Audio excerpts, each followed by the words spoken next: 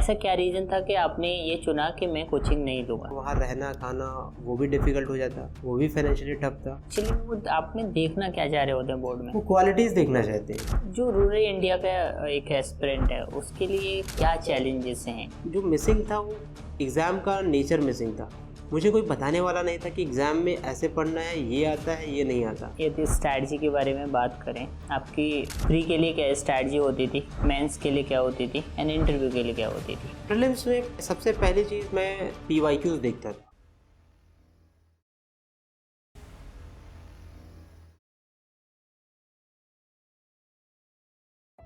Navodaya stock podcast में बिमल आपका स्वागत है।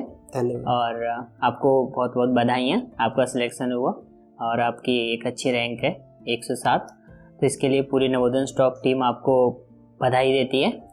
हम इस पॉडकास्ट में हम नवोदयंस के शूट करते हैं जिसमें हम उनकी जर्नी के बारे में बात कर रहे होते हैं। तो वंस अगेन आपको बहुत बहुत बधाई। धन्यवाद। यूपीएससी और startup? UPSC 2 attempt or till all the attempt exhausted? I think 2 attempts. Okay. सबसे मुश्किल दिन? 2024 फाइनल रिजल्ट्स फेल्योर। एक बुक जो होली बुक है फॉर यूपीएससी? लक्ष्मीकांत। ओके। जैसे आपने कोचिंग नहीं की तो कोच नहीं तो कौन गुरु था? मेरे फ्रेंड सत्येंद्र। यूपीएससी का सबसे बड़ा झूठ? आसान है। रिजल्ट आया उस दिन पहला ख्याल? अब नहीं होगा तो कब होगा। नवोदय ने क्या दिया, एक शब्द में बताएं तो? पर्सनैलिटी। आप अपने आप को एक वर्ड में डिस्क्राइब करो। परसिवरेंस। आईएएस बनने के बाद ऐसी कौन सी चीज़ होगी जिसको आप करना चाहोगे? Rural development. आपके हिसाब से कितने अटेम्प्ट इनफ हैं? हुआ तो हुआ, नहीं हुआ तो नहीं हुआ। 5 attempts। 5 अटेम्प्ट। यूपीएससी क्लियर करने के लिए कोचिंग जरूरी है? कोचिंग जरूरी नहीं है। जैसे बिमल आपने बताया कि आपने कोचिंग नहीं की और आपको 5 अटेम्प्ट लगे यूपीएससी क्लियर करने में।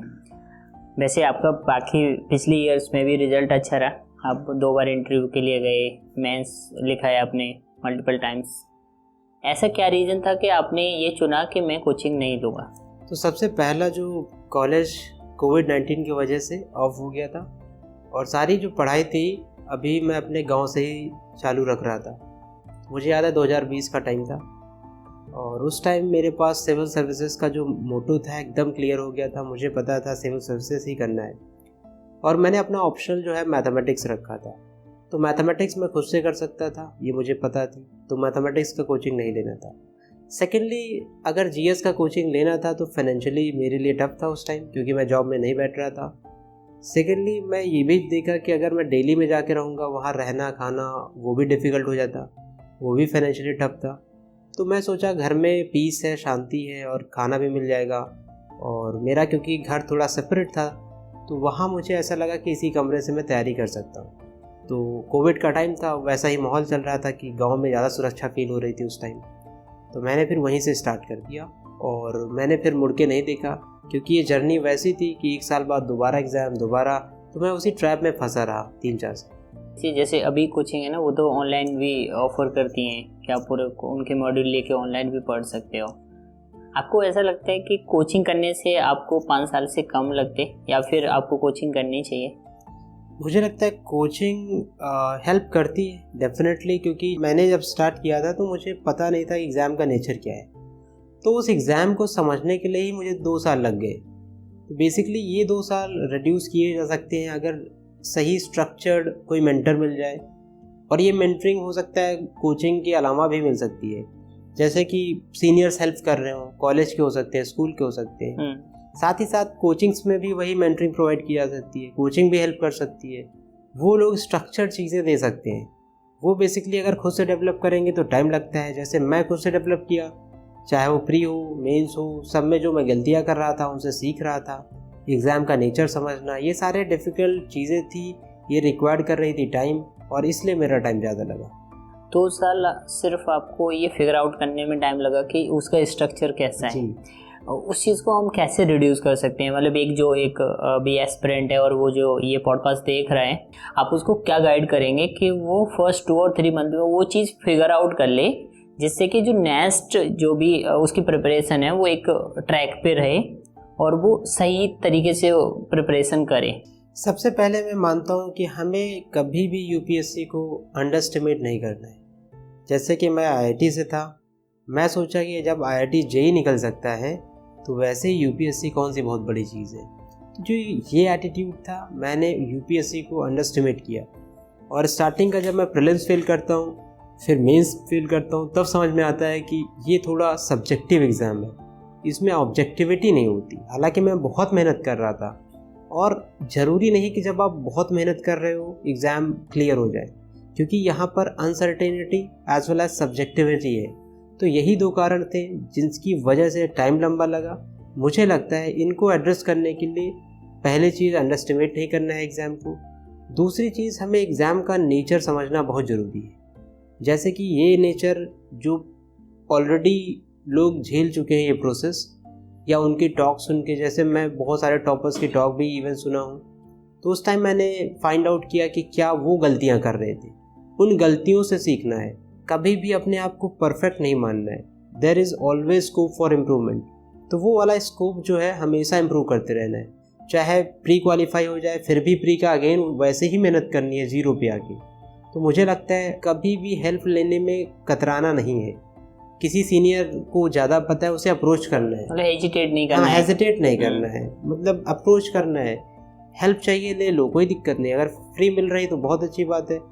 टॉपर्स अपने चैनल्स बना के खुद ही हेल्प कर रहे हैं, बढ़िया है कि कम टाइम लगेगा। हेल्प लो, समझो एग्ज़ाम और एग्ज़ाम निकालो। जितने भी मॉक इंटरव्यू होते हैं कंडक्ट, तो उसमें उस तरीके से पूरा सेटअप होता है। जो रियल में जहाँ इंटरव्यू होता है वहाँ भी ऐसा ही सेटअप होता है क्या?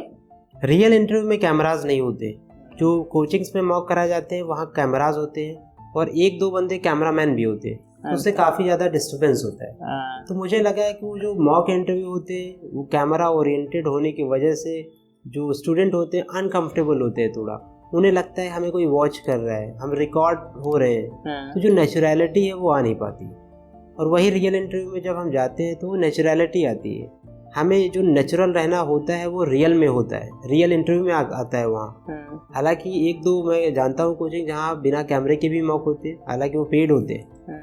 तो वो मुझे लगता है ज़्यादा एडवांटेज देते हैं एज कम्पेयर टू जो कैमरा के साथ होते हैं। यूपीएससी के इंटरव्यू हमेशा वहीं होते हैं।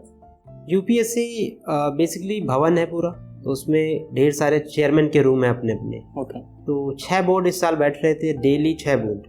तो हर बोर्ड जो है लगभग 12 बच्चों का इंटरव्यू लेता था दिन भर में। तो टोटल 72 बच्चों का एक दिन में इंटरव्यू होना था, और सबका रूम का थोड़ा सा स्ट्रक्चर डिफरेंट है। जिसमें मेरा इंटरव्यू था वो उनका जो टेबल था गोल था, और मैं काफ़ी क्लोज बैठा हुआ था उनके। ऐसे था कि फैमिली डिनर चल रहा हो। अंदर का जो स्ट्रक्चर रहता है वो प्योरली गवर्नमेंट ओरिएंटेड रहता है ना, जैसे गवर्नमेंट की पुरानी चेयर जैसे होती है ऑफिस वैसे ही। थोड़ा जो ये यूपीएससी भवन है थोड़ा सा उसका जो स्ट्रक्चर है काफ़ी न्यू है, मतलब मॉडर्न। जैसे कि इवन जो डेली है जो डिज़ाइन किया गया है प्रॉपर, वो उस पार्ट में पड़ता है, तो वो थोड़ा मॉडर्न लगता है। और वहाँ की जो चीज़ें हैं, वॉशरूम एकदम क्लीन्ड, सब कुछ मॉडर्न। आप बहुत बड़े मॉल्स में जाते हो या बड़ी होटल में जाते हो तो उस तरह की चीज़ें हैं। तो क्योंकि ऑफिसर्स का इंटरव्यू हो रहा है, नॉर्मल इंटरव्यू तो हो नहीं रहा है, तो उस लेवल का भी यूपीएससी भवन है। मतलब उस तरीके से उन्होंने करके रखा है। हाँ बिल्कुल। ओके। और वहाँ इंटरव्यू के लिए कैसे जाना होता है, उनके क्या इंस्ट्रक्शंस रहते हैं? उनके ऐसा ये भी इंस्ट्रक्शन नहीं कि ड्रेस कोड भी नहीं है, लेकिन ये जो ड्रेस कोड है बेसिकली ये डेवलप हुआ है धीरे धीरे। एस्पिरेंट नहीं खुद बनाया है। ओके। तो ड्रेस कोड होता है जनरली सूट वगैरह पहन के लड़के जाते हैं, गर्ल्स साड़ी या सिंपल जो भी ट्राउजर्स वगैरह होते हैं वो पहनती हैं। बेसिकली पॉइंट ये थोड़ा सिंपल होना चाहिए, चमक दमक नहीं होनी चाहिए, ये अवॉइड करना होता है। और वो हॉल वगैरह में बैठाते हैं, डॉक्यूमेंट वेरिफिकेशन, एक एक लड़के को लेके जाते हैं। हमें पता नहीं होता हमारा किस नंबर पे इंटरव्यू होगा, तो कहीं ना कहीं दिल में रहता है कि कब आने वाला है। तो ये सारे चैलेंज होते हैं। वहाँ कुछ सीक्वेंस नहीं पता होता है कि आपको कौन से नंबर पे आएगा। बेसिकली सीक्वेंस जैसे पहली बार आप जा रहे हो तो नहीं आइडिया होता है, लेकिन दूसरी बार जा रहे हो तो पता चल जाता है कि जिस हिसाब से सिग्नेचर हमारे हो रहे हैं, डॉक्यूमेंट वेरिफिकेशन हो रहा है, उस हिसाब से हमारा नंबर होगा। ओके। पहली बार जब मैं गया था तो मुझे आइडिया लगा ही नहीं था, मेरा आखिरी में था एकदम।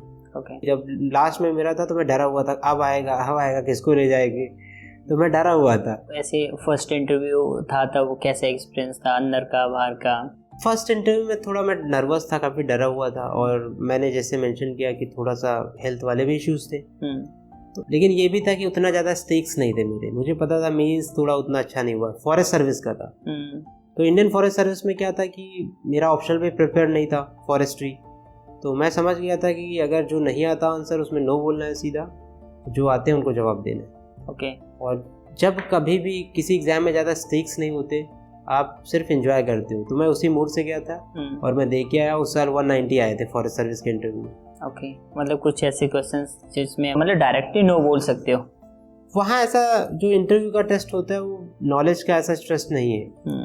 अगर आप 3-4 क्वेश्चन 5 क्वेश्चन में भी नो बोलते हो तो बोर्ड ज़्यादा माइंड नहीं करता, वो दूसरे क्वेश्चन पूछने लगेगी। एक्चुअली वो आपने देखना क्या चाह रहे होते हैं बोर्ड में? वो क्वालिटीज़ देखना चाहते हैं। पहली बात तो उनका बेसिक जो इंटरव्यू के सिलेबस में एक क्वालिटीज़ है, चाहे वो इंटीग्रिटी हो, बैलेंस ऑफ जजमेंट हो, और चाहे इमोशनल बंदा सोचता है या नॉर्मल बैलेंस रहता है, इमोशनल इंटेलिजेंस, इस तरह की जो क्वालिटीज़ हैं वो चेक करना चाहते हैं। अगर कोई कैंडिडेट उन क्वालिटीज़ पे गड़बड़ करता है तो फिर बहुत नीचे नंबर ला देते हैं। सेकेंड चीज़, अगर ये क्वालिटीज़ में अच्छा है तो कभी कभी क्या होता है कि जल्दबाजी में कुछ आंसर गलत बोल दिया, उस टाइप से हो जाती हैं चीज़ें, तो वहाँ फिर नंबर घटा देते हैं।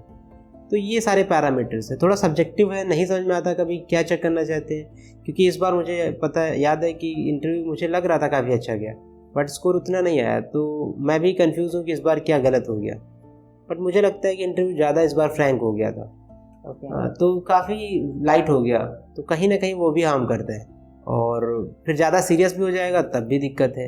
एक बीच वाला मुझे लगता है, अगर बीच में रहेगा तो स्कोर अच्छा आता है। जैसे फॉर एग्जांपल मैं इंटरव्यू में जा रहा हूँ तो मुझे इस चीज़ का ध्यान रखना है कि हमें बहुत कैजुअल भी नहीं लेना और बहुत सीरियस पे भी मोड में नहीं जाना। यदि वो इंटरव्यू आप कंट्रोल कर पा रहे हो उस सिचुएशन को, तो आप उसको ज़्यादा मजाक की तरफ भी मत लेके जाओ, ऐसा। जी, मतलब मजाक इन द सेंस कि आपको स्माइल करना है, उधर बोर्ड जो भी पूछे बहुत सीरियस नहीं रहना है।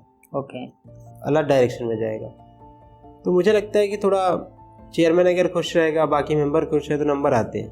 कोई एक पर्टिकुलर पर्सन है, उसका दुनिया को देखने का पर्सपेक्टिव अलग है।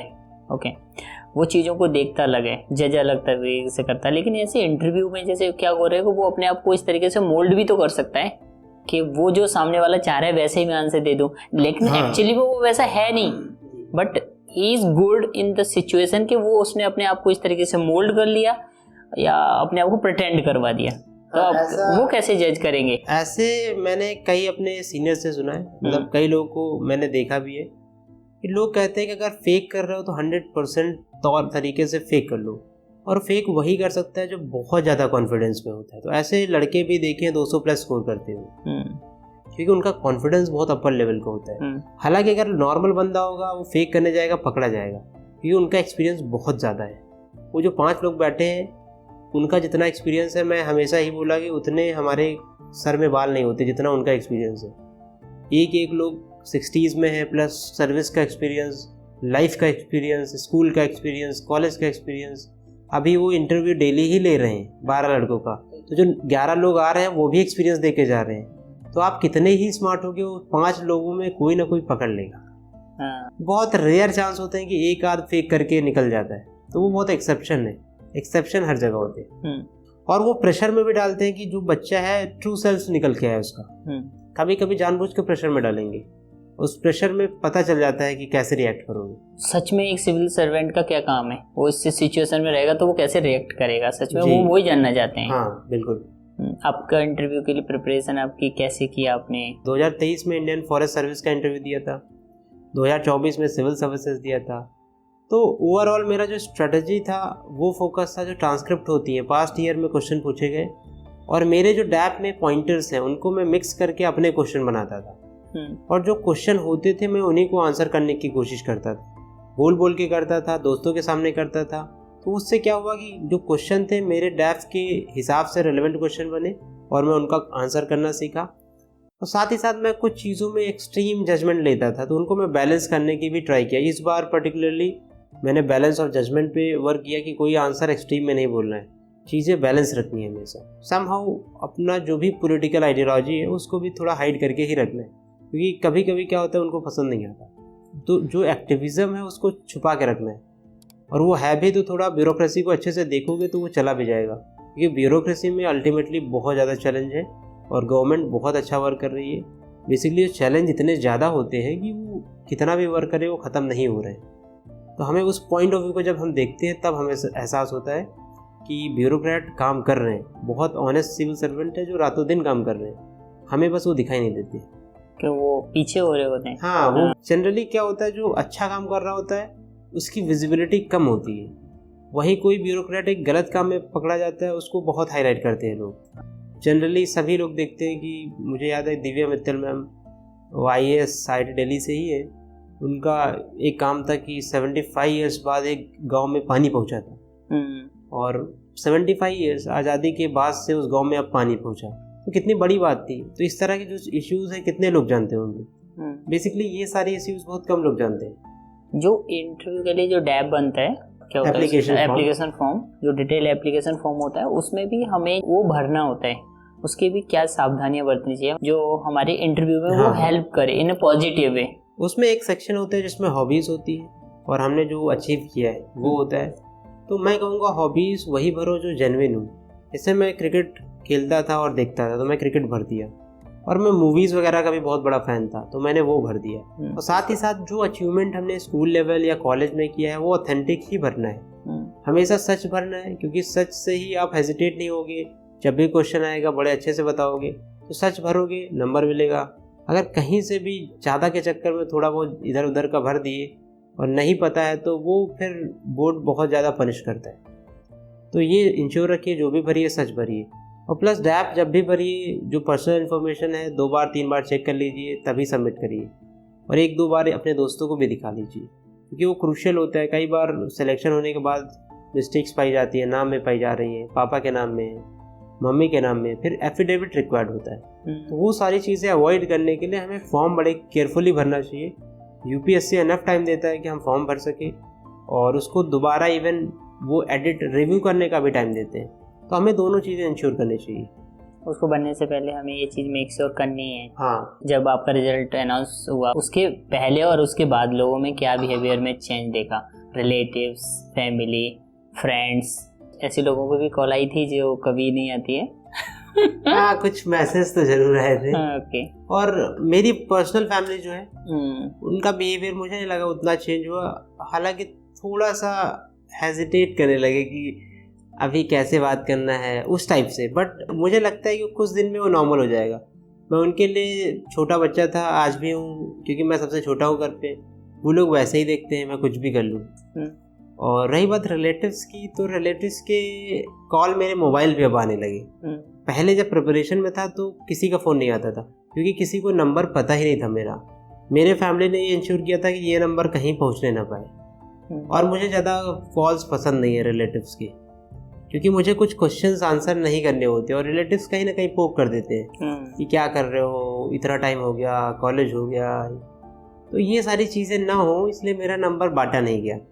लेकिन जब सिविल सर्विसेज निकला तो ये नंबर ऑटोमेटिक इतने तेज़ी से फैला कि बहुत सारे कॉल्स आए, और थोड़ा सा सब लोग अब नमस्ते करते हैं, जो बड़े भी हैं वो भी नमस्ते कर रहे हैं। तो मैं सोचता हूँ नमस्ते क्यों बोल रहे हैं। तो ये बिहेवियर में थोड़ा रिलेटिव्स के चेंज आया है। यूपीएससी की प्रिपरेशन एक खुद में एक जर्नी है, वो हमें थ्रू आउट द प्रिपरेशन बहुत कुछ सिखाती है। जो आपकी 5 साल रही हैं प्रिपरेशन में, आपने उससे क्या सीखा? सबसे पहली चीज़ मैं सीखा कि हमें हमेशा ग्राउंडेड और हम्बल रहना चाहिए। और मैं इवन सक्सेस के बाद भी मुझे लगता है इस सक्सेस ने मुझे और हम्बल कर दिया है। अभी जैसे मैं, कोई ऑटो वाला होता है वो भी डांट के चला जा रहा है, ऐसा लगता है, मैं कुछ नहीं बोलता कि कोई नहीं ठीक है। और सेकेंड चीज़ मुझे लगता है परसिवरेंस और जो पेशेंस है ये बहुत ज़रूरी है इस जर्नी में, और ये कहीं ना कहीं मैंने सीखा, इसको इम्प्लीमेंट किया। पेशेंस एक ऐसी चीज़ है कि जब आपका एक बार नहीं होता तो दोबारा अटेम्प्ट देने के लिए एक पेशेंस रखना चाहिए, क्योंकि रिजल्ट तो नहीं आ रहा है। तो अगर पेशेंस होगा तभी सेकेंड अटेम्प्ट दे पाओगे, थर्ड अटेम्प्ट दे पाओगे। और जो परसिवरेंस है कहीं ना कहीं वो हमें एनर्जी देता है कि हमें फिर से देना है, हम फिर धैर्य रख के मेहनत करेंगे। तो वो ये जो 2-3 चीज़ें ये बहुत क्रूशियल है, मैंने इस जर्नी में सीखा है। और साथ ही साथ मैंने ये भी सीखा है कि जो फैमिली और फ्रेंड्स का जो सपोर्ट मिलता है, वैसे लोग जो आपकी वीकेस्ट टाइम में खड़े होते हैं वो बहुत क्रूशियल है लाइफ में, उनको कभी नहीं खोना है। अगर वो जाएंगे, जो नए आएंगे वो आपकी सक्सेस की वजह से आ सकते हैं। क्या मतलब यूपीएससी की प्रिपरेशन हमें ज़िंदगी को देखने का नज़रिया बदल देती है? बिल्कुल। इनिशियली जब हमारा उतना मेंटली हम एक्सपोज नहीं हुए होते हैं आइडियाज़ से, जब मैं ग्रेजुएट हुआ टेक्निकल इंस्टीट्यूट से था, तो जो सोशल डेवलपमेंट माइंड का होना था उतना नहीं हो पाया था। तो मैं सोसाइटी को उस तरह नहीं देखता था। जैसे जैसे यूपीएससी की जर्नी में मैं पॉलिटी पढ़ा, सोसाइटी पढ़ा, ये सारे आइडियाज़ आते गए, एथिक्स, तो कहीं ना कहीं जो सोसाइटी को देखने का नज़रिया है वो बदला। हमें लगता था कि हम अर्न कर लेंगे, खुश रह लेंगे, वही पर्पज़ है, वही सेटिस्फैक्शन दे सकता है। लेकिन यूपीएससी के आने के बाद हमें रियलाइज़ हुआ कि जो सेटिस्फैक्शन है अल्टीमेट, वो जब हम सर्विस देंगे, पब्लिक सर्विस देंगे, जो जब हम किसी की हेल्प करेंगे और उसकी आंख में एक चमक होगी, उस चमक से जो सेटिस्फैक्शन मिलता है वो किसी भी कंपनी में जॉब मैं कर लेता, कितना भी कमा लेता, उससे नहीं मिलता। तो जो हेल्प करने के बाद एक गरीब की आंख में जो असहाय है उसकी आंख में जो चमक मिलेगी, मैं बस उसी देखने के चक्कर में यूपीएससी के लिए आया था। और मैं चाहता हूँ कि वो मैं ज़रूर देखूँगा, क्योंकि अब टाइम आ चुका है। हाँ, ऑब्वियस। जैसे आपने बोला कि टेक्निकल बैकग्राउंड से होने के बाद मतलब सोशल चीज़ें उतना डेवलप नहीं हुई। क्या ये टेक्निकल वालों के सभी के साथ है? बिकॉज मैंने थोड़े दिन पहले वो आचार्य प्रशांत उनको सुन रहा था कि जो बीटेक वाले हैं और ये सब टेक्निकल लेबर है, इनको सोशल वाली चीज़ें नहीं आती हैं समझ में। क्या मतलब ये सच है? मैं बोलना चाहूँगा, जब मैं IIT JEE प्रिपरेशन में था तो मेरे क्लास में सिर्फ 100 बॉयज़ थे। हमें इवन नहीं पता था कि फीमेल से कैसे बातचीत करना है, उतना आइडियाज़ नहीं थे, और हम हमेशा हेजिटेट करते थे दूसरे जेंडर के प्रति। और जब मैं कॉलेज में आया तो सेम हेजिटेशन मैंने कैरेट किया। और हमारा कॉलेज के शेड्यूल भी इतने हैक्टिक होते थे कि सुबह से लेकर शाम तक लेक्चर कर रहे हैं, फिर लैब कर रहे हैं, फिर इतना टाइम ही नहीं था कि एक्स्ट्रा करिकुलर में जाके सोशल हूँ, बातचीत करें, तो वो उतना टाइम मिल नहीं पाता था। क्योंकि मेरा ब्रांच मैकेनिकल था और ये कुछ ज़्यादा ही बिजी ब्रांच था। पूरा दिन हम एकदम हैक्टिक शेड्यूल में बंधे रहते थे और शाम को आके सो जाते थे, फिर नेक्स्ट डे वही होता था। जब सैटरडे संडे का टाइम मिलता था तो उतनी हिम्मत ही नहीं होती थी कि हम एक्स्ट्रा करिकुलर कुछ करके आए। तो मुझे लगता है कि कहीं ना कहीं वो जो ये शेड्यूल का जो नेचर था, बिजी वाला शेड्यूल, कहीं ना कहीं हमको समहाउ जो चीज़ें मिलनी चाहिए थी, सोशल होने चाहिए थे, हमारा ओवरऑल पर्सनैलिटी और इम्प्रूव होता है, तो वो चीज़ें कहीं ना कहीं डिस्करेज करती हैं इन चीज़ों, मिसिंग रहती हैं। जैसे बताया आपने कि जेई किया है तो यूपीएससी भी मैं इजीली निकाल लूँगा, ये मिथ मतलब हर बीटेक वाले पर्सन में रहता है जो इधर प्रिपरेशन करने आता है यूपीएससी की, कि हाँ मतलब मैंने वो एग्ज़ाम किया है तो ये भी हो जाएगा, जब वो इतना टफ एग्ज़ाम मैंने क्लियर कर लिया तो ये भी हो जाएगा। हाँ। इवन इसका नेचर और उसका नेचर एकदम डिफरेंट है। जैसे आपने बताया भी कि वो ऑब्जेक्टिव है और ये ज़्यादा सब्जेक्टिव चीज़ें होती है कि आप दुनिया को किस तरीके से देख रहे हो। क्या आपका इस पर क्या मत है? मेरा मानना है कि जो IIT था वो हमारे कंट्रोल में था, कि हम जितने कंसेप्चुअली क्लियर होंगे, क्वेश्चन कर लेंगे घर में, जितनी प्रैक्टिस कर लेंगे, उससे आउटपुट मिलना तय था। लेकिन जो यूपीएससी है एक लेवल के बाद हमारे कंट्रोल में है ही नहीं। बहुत सारे ऐसे वेरिएबल्स हैं यूपीएससी में जो हम कंट्रोल कर ही नहीं सकते। मैं बोलूँगा मेंस में 9 पेपर हैं और 2 लैंग्वेज हटा दिया जाए तो 7 पेपर है। 7 पेपर में मल्टीपल वेरिएबल्स है। 20 क्वेश्चन भी अपने आप में एक वेरिएबल्स है। एक भी क्वेश्चन मिस होता है तो आप एक वेरिएबल को कंट्रोल नहीं कर पाए। मैं कहता हूँ यूपीएससी में अगर कुछ वेरिएबल्स आप कंट्रोल नहीं कर पाए तो लिस्ट से बाहर हो। तो ये जब सारे वेरिएबल एक साथ कंट्रोल करना पड़ता है तो ये बहुत बड़ा चैलेंज है। जबकि IIT JEE प्रिपरेशन में बहुत कम वेरिएबल थे। वो जो वेरिएबल थे वो ऑब्जेक्टिव थे। ये वेरिएबल अनसर्टेन है, हमें पता ही नहीं कैसे कंट्रोल करना है। अगर हम समहाउ कंट्रोल कर भी लिए तो लक भी मैटर करता है, बहुत सारी चीज़ें मैटर करती हैं। आंसर कॉपी जब चेक होती है तो उन पर डिपेंड करता है वो आपके आंसर को कैसे देखते हैं। आप तो लिखा है कुछ, उस लिखने को आपने जिस हिसाब से लिखा था क्या सामने वाला उसी हिसाब से समझ रहा है या डिफरेंटली देख रहा है उसको। तो ये सारी चीज़ें मैटर करती हैं यूपीएससी में, जो कि बच्चे की कंट्रोल में होती ही नहीं। बहुत हार्ड वर्किंग लोग हैं जो यूपीएससी नहीं होता, उनका ऐसा नहीं कि उनने मेहनत नहीं की, वो भी उतने ही कैपेबल थे जितने कैपेबल कोई मान लो AIR 10 या 1 व्हाटएवर जो भी रहा हो। तो ऐसा नहीं कि वो लोग मेहनत नहीं की, उन लोगों ने बहुत मेहनत करी, but certain amount of luck या जो भी बोलो वो मिसिंग था। मुझे लगता है कि अनसर्टेनिटी जो है, जो इतने सारे वेरिएबल्स हैं, इनको कंट्रोल करना मुश्किल होता है, इसलिए यूपीएससी डिफिकल्ट है। जब हम यूपीएससी के बारे में बात कर रहे होते हैं तो सबसे पहले जो चीज़ आती है अटेम्प्ट की, कि आपको कितने अटेम्प्ट देने चाहिए। तो कुछ लोग हैं जो 10 अटेम्प्ट देने में लगे हैं, 8 9। क्या यूपीएससी इतनी ज़्यादा मैटर करती है कि आप अपनी लाइफ को भी मतलब किस डायरेक्शन में ये नहीं हो रहा है, आपको लग रहा है कि समाओ आप टैलेंटेड हो, आप पे नॉलेज है, आपको लग रहा है, बट नहीं हो रहा है, तो मतलब there is a plenty of things out there you can do that. मेरा मानना है कि जब आपको अंदर से महसूस हो कि अब हमें नहीं देना चाहिए, तो उस टाइम यूपीएससी देने की कोई ज़रूरत नहीं है। UPSC just an exam. मैंने 2023 में यही सीखा था। जब मैं मेंस फेल करता हूँ तो मैंने यूपीएससी को एक एग्ज़ाम की तरह ही लिया। मैं हमेशा बोलता हूँ, जब 2025 में फाइनल सिलेक्शन हुआ तो मुझे खुशी क्यों नहीं हुआ, क्योंकि मैं यूपीएससी को एक एग्ज़ाम की तरह लेना स्टार्ट कर दिया था। तो बस एक रिलीफ था कि अब वो एग्ज़ाम देना नहीं पड़ेगा। रात दिन मुझे उतना खुशी होना, उसकी बजाय मैं सोच रहा था कि अब एग्ज़ाम दोबारा नहीं लिखना पड़ेगा, ये मेरे लिए खुशी थी। तो मैं मानता हूँ जब अंदर से फील हो कि अब बहुत हो गया और मैं शायद इसमें अब नहीं अच्छा कर सकता, तो उस टाइम एग्ज़िट कर जाना ही बेटर है। क्योंकि अल्टीमेटली जो ये टाइम होता है, 1 साल का पूरा एग्ज़ाम होता है, तो आपका कहीं ना कहीं एज को भी बढ़ाता है। एज सिर्फ 1 साल नहीं बढ़ती, इस प्रिपरेशन की वजह से 3-4 साल बढ़ता है। जो एजिंग प्रोसेस है फास्ट हो जाता है, क्योंकि ये मेंटली फिज़िकली हर जगह से आपको चैलेंज करता है।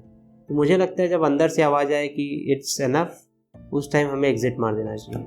हमने अटेम्प्ट दिया, हमारा नहीं हुआ, फिर जब हम दोबारा सोचते हैं तो हमें ये नहीं लगता जैसे हमने प्री कर लिया, मेंस तक पहुँचे, इंटरव्यू में रह गए, वो कितना वो चैलेंजिंग होता है और फिर वो कितनी ख़राब फीलिंग होती है जब हमें लगता है कि यार ये प्रोसेस दोबारा से दोहरानी पड़ेगी, कि दोबारा फिर प्री लिखो, फिर मेंस लिखो, फिर इंटरव्यू दो।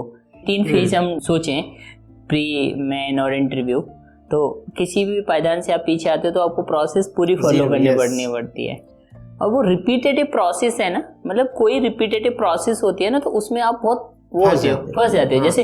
जैसे आप रनिंग करो, एक ही ट्रैक पे घूमना रेदर देन कि एक लंबे ट्रैक पे घूमना, वो कम थकान वाला होता है। तो जैसा कि मैं जब 2024 में फाइनल स्टेज पे फेल करता हूँ, तो वो जो एक हार्ट ब्रेक टाइप का था कि उस साल मुझे लग रहा था कि हो ही जाएगा, लेकिन जब इवेंचुअली लिस्ट में नाम नहीं आता तो 2-3 दिन तो मुझे समझ नहीं आ रहा था कि करूं क्या, और सिर्फ ऐसा रहता था, नींद नहीं आता था रात में, इवन सोता भी था थोड़ा बहुत, तो जो सपने होते हैं इतने ज़्यादा होते थे कि दिमाग को टॉर्चर करते थे।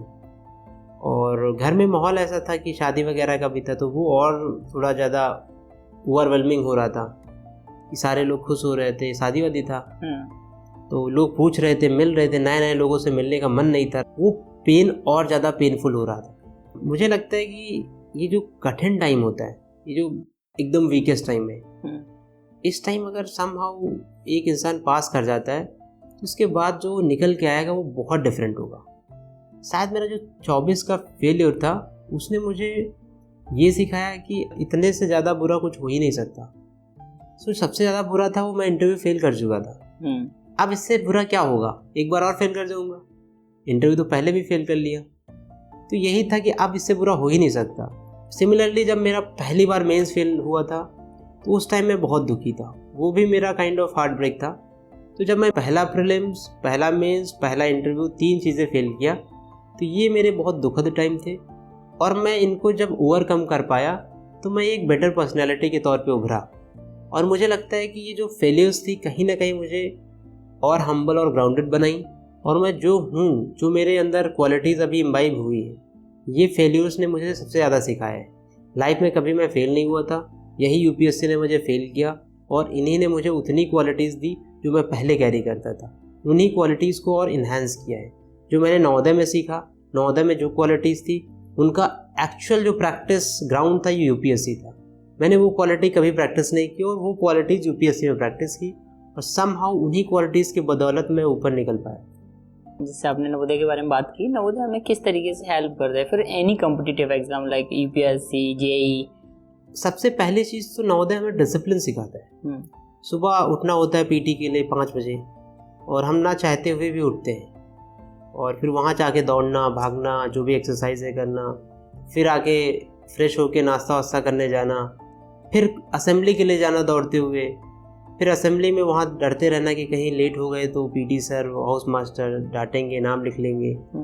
फिर वो स्पीच सुनना एमपी हॉल वाली, फिर जाके क्लासरूम में बैठना, फिर आवर्स स्टार्ट होते हैं तो वो एक एक करना क्लास, फिर 1:30 बजे छुट्टी मिलना, फिर भूखे पेट फिर हॉस्टल आना, फिर वो हॉस्टल में खाना खा के थोड़ा रेस्ट करना, फिर रेमिडियल क्लासेस स्टार्ट, रेमिडियल के बाद फिर थोड़ा बहुत स्पोर्ट पे जाना, फिर वही नाइट स्टडी हो गई, तब सोने को मिलता था। तो ये जो लाइफ है ये फुल ऑफ डिसिप्लिन है।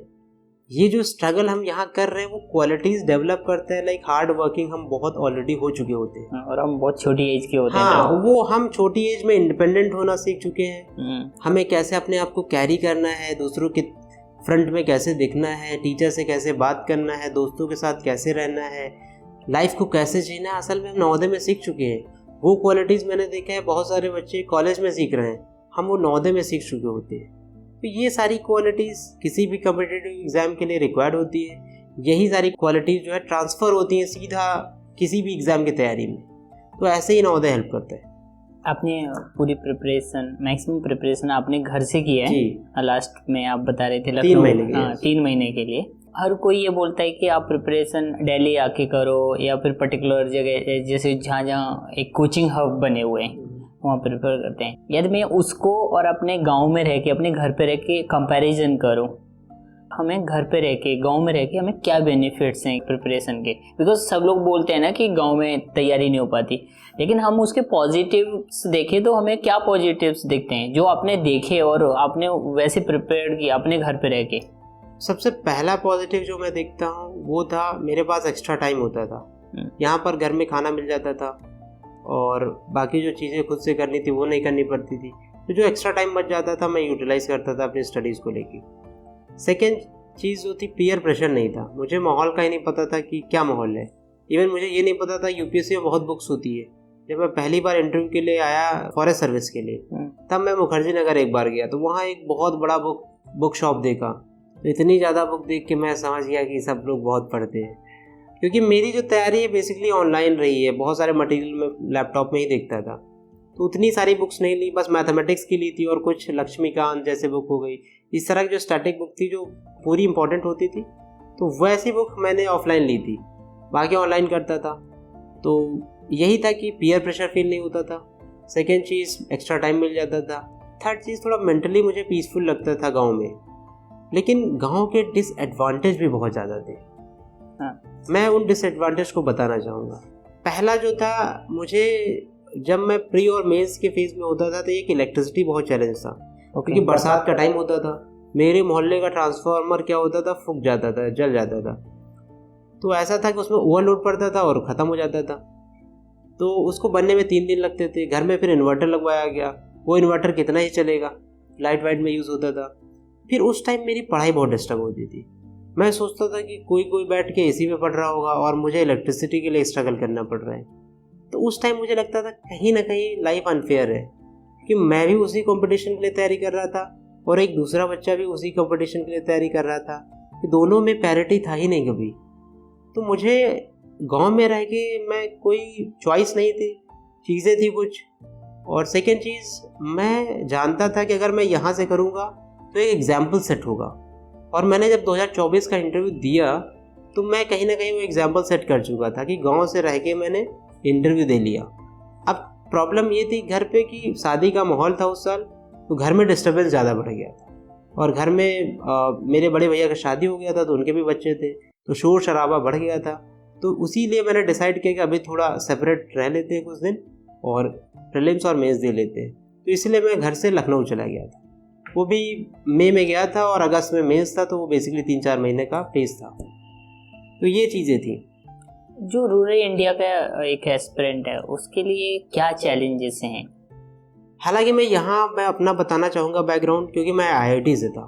मुझे पता था कि मैं किसी भी चैलेंज में सर्वाइव कर सकता हूँ, क्योंकि मैंने वो सारी लाइफ देख ली थी। ये IIT JEE जब प्रिपरेशन होता था वहाँ पर स्ट्रगल किया था, फिर विद इन द IITs मैंने बहुत चीज़ें फेस करी, वो स्ट्रगल किया।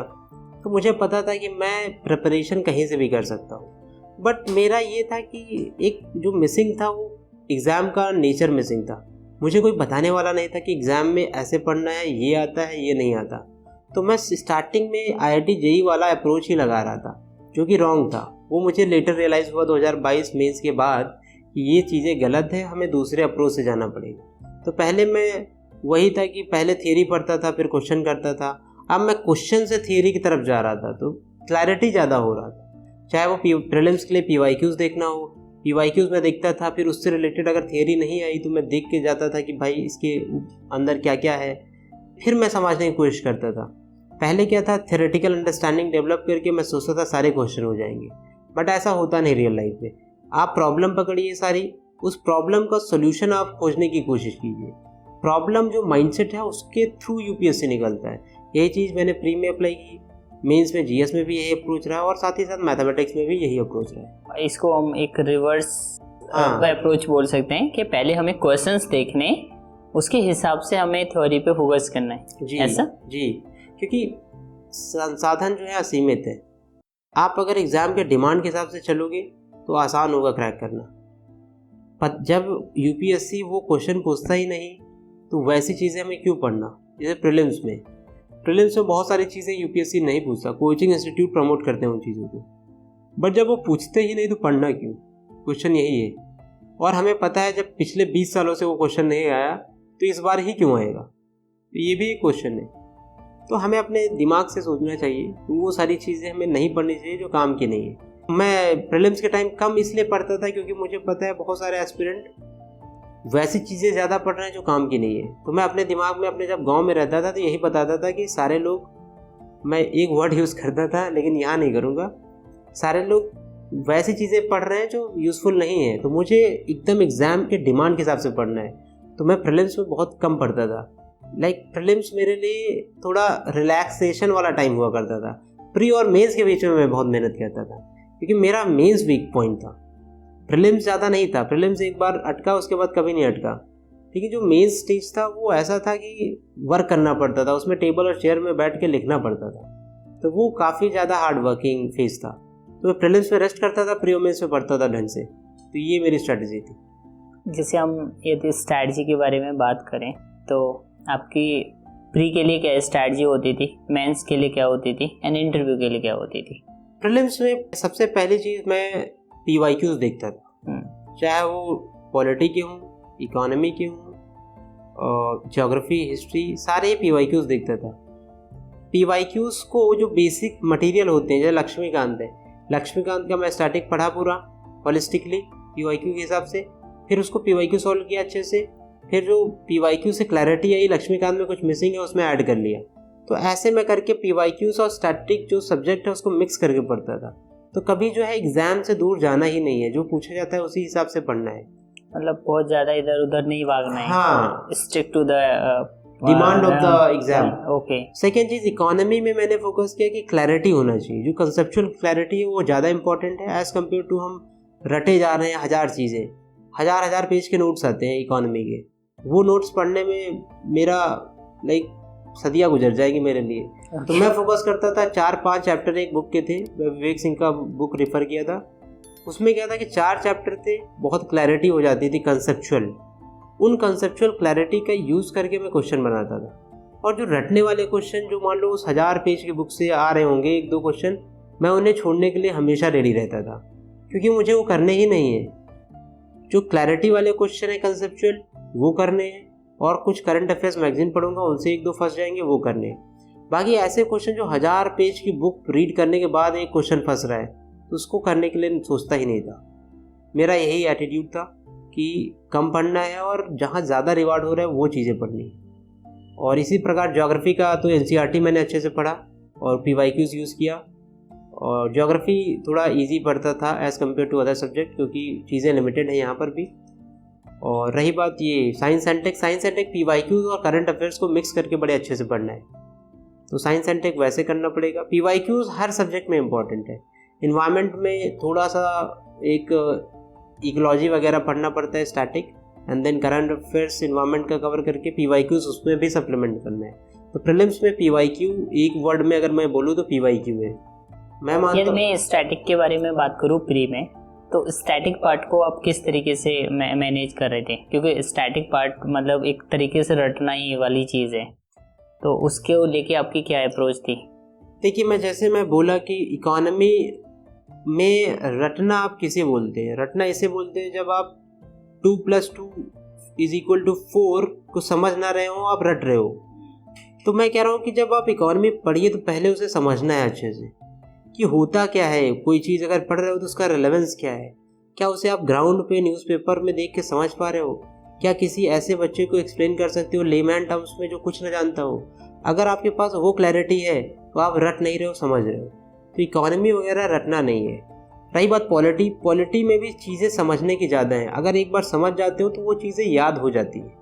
तो मेन चीज़ है, मुझे लगता है समझने पे फोकस करना है। और कभी भी पॉलिटी से रिलेटेड कोई डेवलपमेंट न्यूज़पेपर में दिख जाए उसे ट्रैक करना है। जब आप वो देखोगे तो आपको अच्छा लगेगा कि स्टैटिक वाली चीज़ न्यूज़पेपर में दिख रही है, आप वो चीज़ें यूज़ कर रहे हो रियल लाइफ में।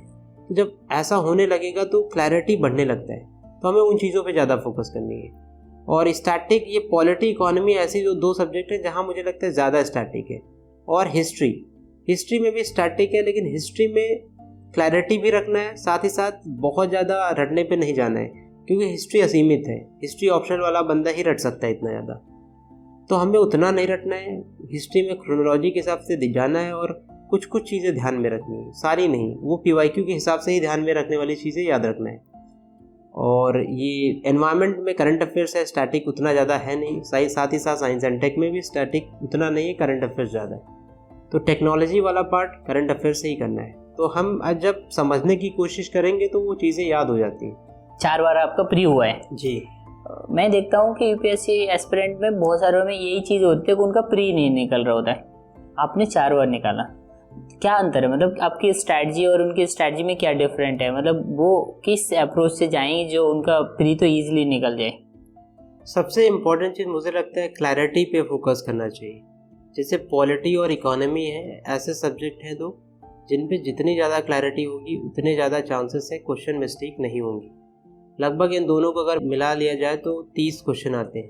तो आउट ऑफ 30 हमें 25 टारगेट करने हैं कि 25 क्वेश्चन सही करने हैं।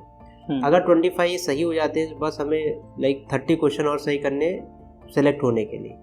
तो और बाकी सब्जेक्ट में करंट अफेयर्स है, स्टैटिक्स है, उसे भी हम अच्छे से कवर कर लें तो ये जो 2 सब्जेक्ट, ये और बाकी सब्जेक्ट मिला के हमें प्रीलिम्स इजीली क्वालिफाई करा सकते हैं। तो पॉलिटी इकोनॉमी को इतने अच्छे से पढ़ना है कि क्लैरिटी हो, कहीं भी कंसेप्चुअल ऐसा ना हो कि मिसिंग हो चीज़ें। तो कंसेप्चुअली हमें बहुत क्लियर रहना है पॉलिटी और इकोनॉमी के लिए। साथ ही साथ जो कुछ स्कोरिंग एरियाज़ है, एनवायरनमेंट और साइंस एंड टेक, ये कुछ ऐसे एरियाज़ हैं जो काफ़ी इजीली स्कोर किया जा सकता है, उतना टफ नहीं होते। इसमें क्या होता है कि ऑलमोस्ट 60-70% क्वेश्चन हो जाएंगे और उसमें भी कुछ मिस्टेक होंगी, बट उतनी ज़्यादा एडजस्टेबल है।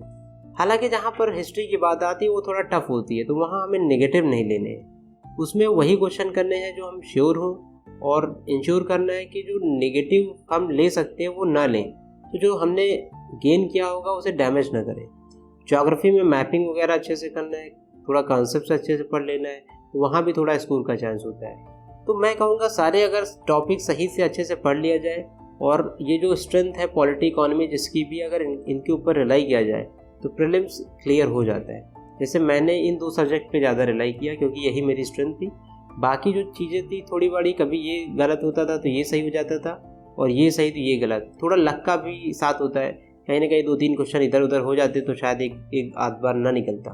तो ये सारी चीज़ें मिला के मुझे लगता है कि प्रीलिम्स निकाला जा सकता है। क्या मतलब हम जब प्रिपेयरिंग फेज में हैं तो हमें स्टार्ट से ही PYQ देने चाहिए? पहले तो हमें थोड़ा स्टैटिक पढ़ लेना चाहिए। जो लक्ष्मीकांत है, एक बार तो अंडरस्टैंडिंग होना ही चाहिए कि उसमें है क्या। अगर एक बार थोड़ा क्लैरिटी हो जाती है तो फिर PYQ के लिए जाना चाहिए।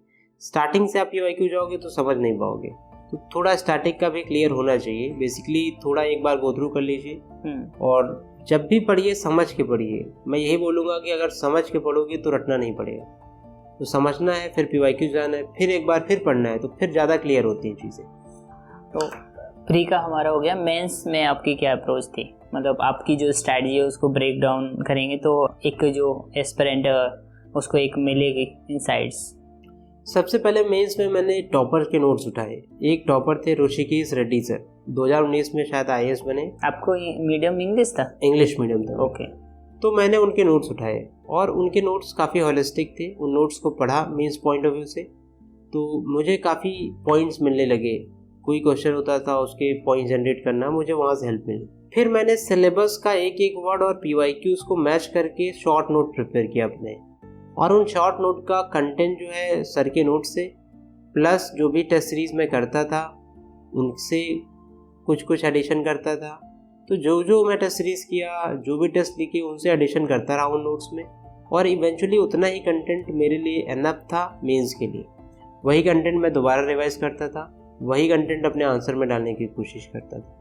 मैंने कई बार किया, और अगेन मैं अगर फिर भी मेंस दे रहा होता तो सेम ही कंटेंट यूज़ करता, बस थोड़ा वैल्यू एडिशन कर लेता। तो मैं ऐसे ही किया हूँ पूरे मेंस में, GS में पर्टिकुलरली, क्योंकि मेरा जो मैथमेटिक्स ऑप्शनल था काफ़ी हेक्टिक था, उसमें ज़्यादा टाइम लगता था। GS में उतना मेरे पास टाइम नहीं था, तो मैं सिलेबस और PYQ वाला जो अप्रोच था उसी के लिए गया, और वो काफ़ी यूज़फुल रहा।